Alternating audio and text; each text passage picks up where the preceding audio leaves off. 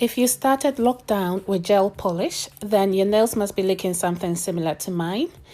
It's always good practice to ensure that when you remove gel polish, you do it the right way. So these are the things that you would need at home. You're clearly not going to have everything I've shown.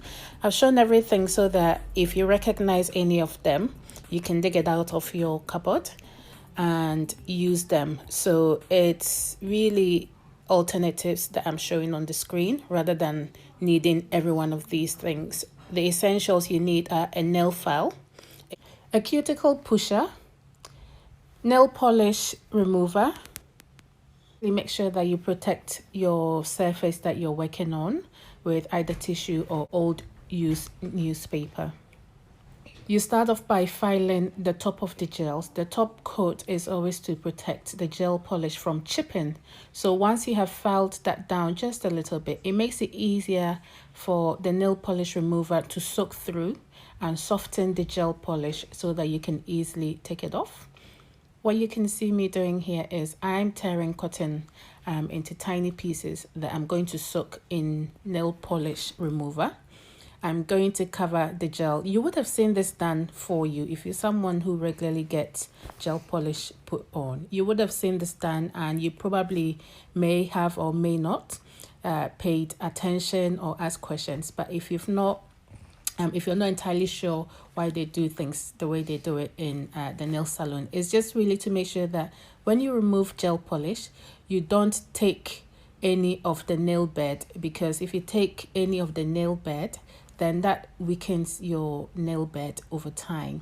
So the idea is to remove gel polish as cleanly as possible without causing any defects to your natural nails. So this is why I'm soaking the nails with gel polish remover. Once the gel is softened, then it's easy to push it off with the cuticle pusher. So I'm showing what I have because I have professional tools. I'm using professional tools. But like I showed at the beginning, if you've got any of the variety of tools I showed, you can use any of them. Obviously, going into lockdown, nobody prepares for some of these things ahead of time. So if you don't have anything that looks anything remotely close to what I've shown, then you can use any tool you've got at home that would help you easily push the gel polish off. So in this case, you can even use a knife from your cutlery drawer to gently push the gel polish off. The idea is to not scrape it off your nail bed, but to push it off effortlessly off your nails.